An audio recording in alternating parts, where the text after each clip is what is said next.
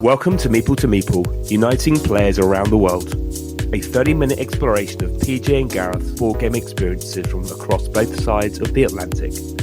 Each episode they share their thoughts and opinions on the world of board games, including their favourite themes, games, hot topics, and much, much more. Hey, and Merry Christmas, everyone. It is episode 62. And on this episode, we're going to talk about games that we like to play at Christmas time with our spouses, our family, our partners, and whatnot. As always, I am PJ. And I'm Gareth. And we have, once again, a repeat from Halloween. We're going to do it for Christmas, although this time we'll be a little sweeter to the games. We've got Adam and Craig with us again. Thanks for joining us. How are y'all? Hello. Hey, good. Hello. Yeah, good. Thank you. Thanks for having us. Yeah, definitely. Yeah, welcome. I'm looking forward to this one. So the this is plan like the is- speed episode, PJ, is it? Speed episode, yeah. So the plan is that we each are going to talk about one game that we really enjoy playing at Christmas time with our family. And you will note that not a single one of these games is Christmas themed. So it tells you something about this group right here, right? So Gareth, you want to get us started? Am I going first? Okay, right You're then. going first. There's quite a list, but after ditching Twilight Imperium, so that was maybe a bit beefy for Christmas. We've gone with Dixit. So Dixit has been a game in our collection, I think, from the early days of our obsession with board games. So it's released in 2008. It is, in a simple terms, a stack of cards, picture cards, no words on these pictures, all unique, and it can play between 3 to 8 players.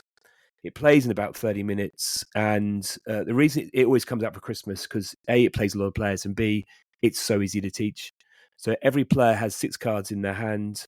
When it's your turn, you're the storyteller. You'll pick one of those 6 cards, and you might say a sentence, you might say a rhyme, you might sing a song, something about that card to the group. And everyone else looks at their own 6 cards, and they pick something they believe is similar to what I might have said. Now, the art is that if you make it too obvious, so if I've got a picture of a snowman and I say a snowman, everyone guesses it and I get no points. So you have to find something that draws people in but doesn't necessarily give the card that you have away. And then everyone else puts their cards in the middle, you shuffle them all together, you lay them out, and everyone votes on what they believe is your card. So, of course, sometimes you have these cracking moments when 3 or 4 cards come out that could all be very similar to the statement or the phrase I said. And you play it till, I think we play maybe 2 goes each. And then, it's got a race, so it's got a score limit, maybe 30. But it's very easy to teach, very easy to play, open to old and new gamers alike, and is always on our table at Christmas. And that is Dixit. Oh, and there's a ton of expansion packs, so it never gets bored. So tell me this. How did it first hit your table at Christmas time? I think it's player count, and it's often we've got family, so parents and non-gamers in the house. It's not intimidating because it's just a set of cards and a very small board, and you can teach it in 30 seconds. And once everyone's always a bit nervous about being a storyteller, but once you got through one round, everyone knows what they're doing. And it's a typical Christmas game now that comes out every year. I don't know whether they've got a Christmas themed set of cards. I don't know. I don't know. But there are, it's a lovely little game for Christmas. That's my recommendation that we will play this year. I played it should once. you. Played it once, so that's better than none. It's definitely a great game. You've got the Disney version out now as well. I love Have Yeah, and recently we after ScootCon we went back to our friends and had a few drinks, and it was just for the grown-ups. We decided to play Dirty Dixit. That is an upgrade. Which is using incredible crude double entendres, which I would recommend highly to a group of adults, not your family maybe, but a group of just adult gamers having a laugh. Dirty Dixit is definitely up there for having a blast. Seriously, that is a new level, and that feels like a New Year's Eve kind of game. Yeah, absolutely. Yeah. Dirty Dixit. That's So going to be a Dixit, hashtag, isn't it? Dixit with the family. Dixit with the family at Christmas, and Dirty Dixit on Dirty Christmas Dixit Eve. with your and New Year's. closest and most favorite friends. I'm thinking Dixit really is the perfect holiday game, right? I think Dirty Dixit is. I've seen my No, my life has changed in about 30 seconds. Never going to be the same now. Never going to be the same again. Right. We are now going to go to Adam. Yeah, my game that we play the most at Christmas is the game called Carnival of Monsters. I owned it, and then I played with my family, and they loved it so much that I just gave it to them. And now every Christmas, we stay up till wee hours of the morning playing Carnival of Monsters. And so essentially how it goes is you have these lands and these monster cards. It's by Richard Garfield, so it's a little bit like Magic the Gathering, literally, as a board game. And you're drafting all these cards, passing to the left on one turn, passing to the right on the second turn. You do 4 rounds, you flip-flop the direction on when you're drafting, and then you got to buy these monster cards because you have to put them in your menagerie like any monster, And if you don't have the coin to put your monster in your menagerie or play it with the land cards that you have to buy it, you got to take loans. And then at the end of it, it's whoever has the most points with their monsters wins the game. And it's quick, and the replayability is there because you just reshuffle and deal everybody out another 8 cards and start again. It's a blast. I've got to say, I hadn't heard of it, and I am now looking at this game. And artwork is amazing. Super inexpensive, and the art quality is actually really, really nice on the cards. It's really nice art, and it's really easy for people to understand. I mean, literally the drafting aspect, you just pass left and right, and then you have to make the choice of what you're going to take.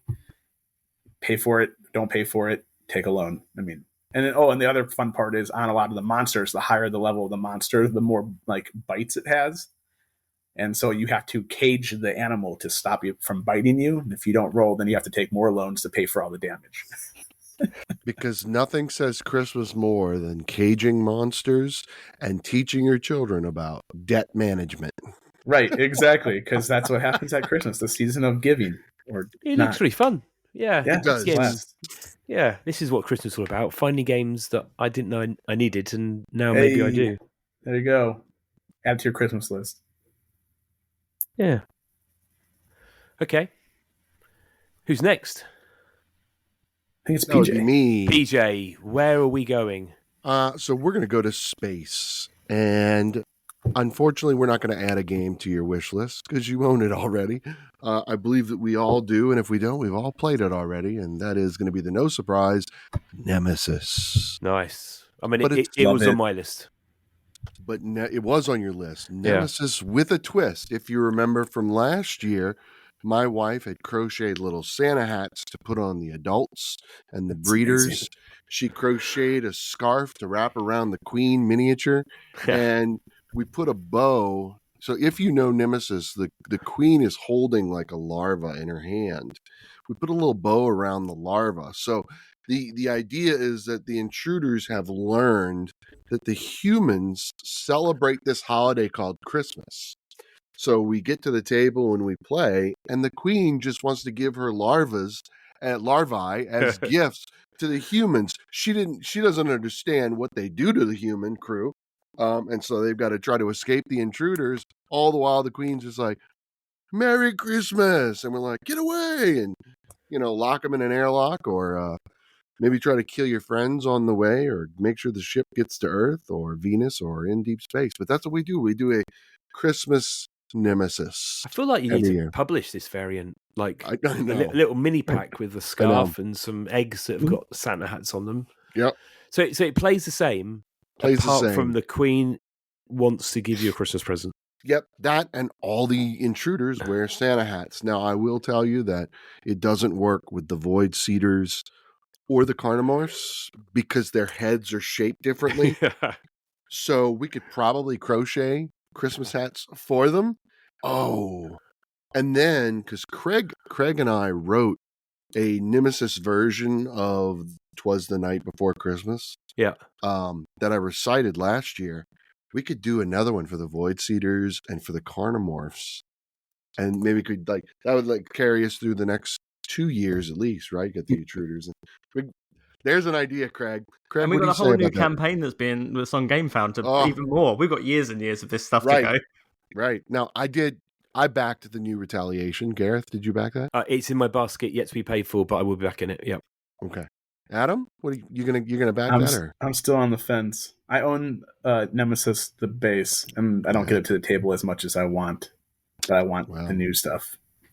Well, all you have to do is drive down here. It's a little 3-hour drive. Come hang Close out. enough. And if you come in the next few weeks, you can join us in Christmas Nemesis. Oh, I feel as if the Queen needs to give gifts out, like random items in the box, just because it's Christmas. So I guess maybe when when she leaves a room, she leaves a sack of gifts. She could could be do random items. There could be like an item card. We could use could use the Just draw crafted items or something. Yeah. And it's a random one. Ooh. Mystery box. Mystery box. I like that. I kind of like that. I mean, she's in the Queen's in a good mood, and she's like, hey, let's not eat each other. Let's give out wrapped presents with their like clawy fingers and do. Exactly. Yeah. One of the things is to roll the die to see if you get any strikes, hits against you, 1, 2, or. But what that is actually gifts, no strikes, because she's kind. She's filed her nails back. Yeah, and it's clip the claws. Right. Because just for Christmas. Just for Christmas. For Christmas. She'll be back in January. As you draw them out of the bag, it's the ultimate secret Santa. It is, yeah. VJ, you need to write this down and publish it. I'm sure. Oh my God, this sounds great. No, I'm writing these ideas. You want this awesome. as an official variant. Which would be awesome. Craig, where are we going with yours? Cool. Yeah. So normally Christmas is like obviously family games. So you've got those normal Santa rooftop scrambles and those little kids games, and you've got the don't get got by big potato games. Like the Christmas one where you normally pick up you got to hide a Brussels sprout in someone's top or something like that, or you played Santa, Cookie, Elf, Snowman, Reindeer, the Taco, Cat, Goat, Cheese, Pizza. But what the best thing to do at Christmas is wait until the chaos has subsided, the kids are in bed, put on the mulled wine, bring it to the table and play something familiar. Take a trip to old world Tuscany and create some fantastic wine and just relax with a game of viticulture. Absolutely. It's just it's when you just know a game and you can just get a game to the table and you know that it's going to be a brilliant game. You're just going to enjoy it. You can just relax. You can kick back. You can have a glass of wine. You don't stress about it. There's no real big thinking sort of thing. You can just relax and play a game. And that's exactly what viticulture does for me. That's why it's a top 5 game for me. It's just always one that will relax me, and it's one that we over the years since owning it, I think we've always got it out around Christmas or just after Christmas when everyone's gone to bed and we just want to sit down, relax with a game on the table. It's just viticulture. It's just perfect. And no, it's not Christmassy and that kind of thing, but it just does the job of a relax after the chaos that is Christmas Day. It does mean an excuse to open the bottle of wine, though. Yes, so that's also true. End of the evening. Do you play viticulture or do you play Tuscany? Well, we like the Essential Edition. We're not huge fans of Tuscany as an expansion. We like some of it, but I just feel like the structures cards we don't complicate stuff. Yeah, we skip those out. Yeah, so I think some of the modules work really well. I don't actually like the but because we play it majority at 2-player, the area control, the stars, just doesn't really work at 2-player anyway. But I could take or leave that, and I could take or leave the structures, but I don't mind the other stuff. Yeah, we're quite. I think we're pretty similar to you. Is that we play with bits of it, but I play with the cooperative expansion all the time. I love it. Love the cooperative expansion. Yeah. Yes. Viticulture World, yes. Viticulture World, yeah. So it'll either be that or just normal viticulture. But there's so much in Viticulture World, and I still have not really. I think we've won it once, maybe. Yeah, that is a good idea for Christmas. Viticulture World. Sorry, Craig. Mm-hmm. Yeah. No, it's a good. And also, it's co-op. So if you have family over that are not gamers, you can guide them through a turn. You can alpha game them in inverted commas, but you could kind of just guide them through it. Okay. Yeah. Good choice. Yeah, definitely good choice. Has anyone got any? I wrote a list which I was going to just rattle through games that I thought I could talk about. I mean, I've mentioned Twilight. That's the only on here because we meet at Christmas now every year with a group of us. for 8 hours of my life. A Christmas game. What did you order? Santa's Workshop, I think it is, by Elf Creek. Is it good? Anyone played it? Craig must have played it. This is the one our friend Marie Burton Boards has it. Okay. Owns the first edition. And I got our friend John GetIntoGames to play it yesterday when I bumped into him in a car park. That's a story for another time because I had terrible cramp and I had to abandon my car. But we're going to leave that for another time. Was it a dark car park? Or... No, it was very dark. But yeah, he seemed to enjoy it. It's quite light. It's not like a really like big taxing work, but it's worker placement. You've got to improve you've got to get your elves to get better. So you can create better presents and stuff like that. It looks really good. And the version that Elf Creek are doing at the moment, if you pre-order it now, they guarantee it in time for Christmas.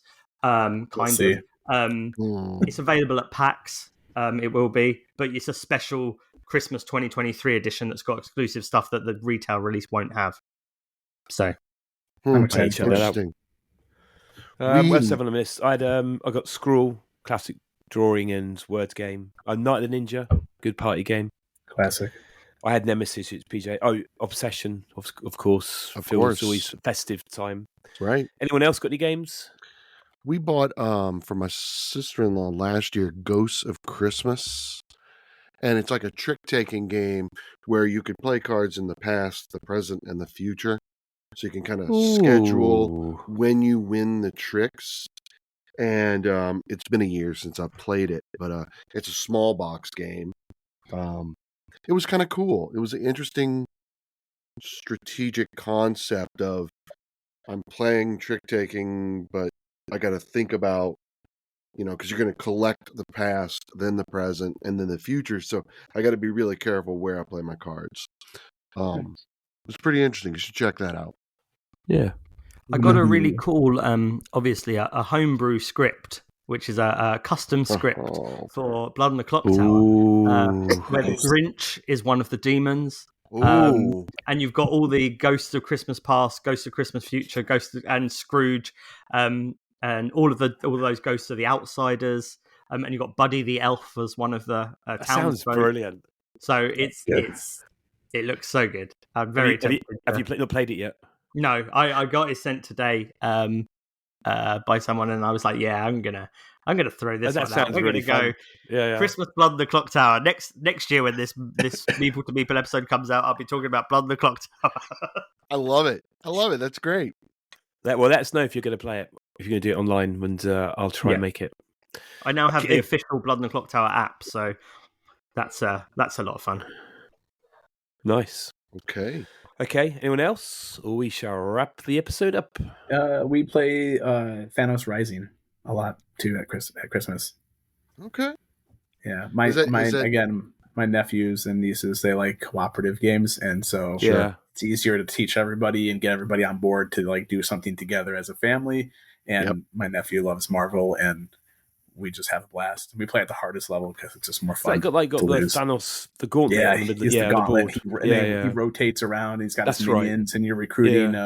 It's dice, like tons and tons of dice. You're just rolling like crazy.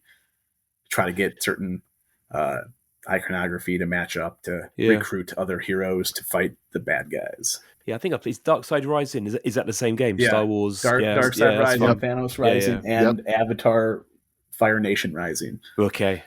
Yeah. Yep.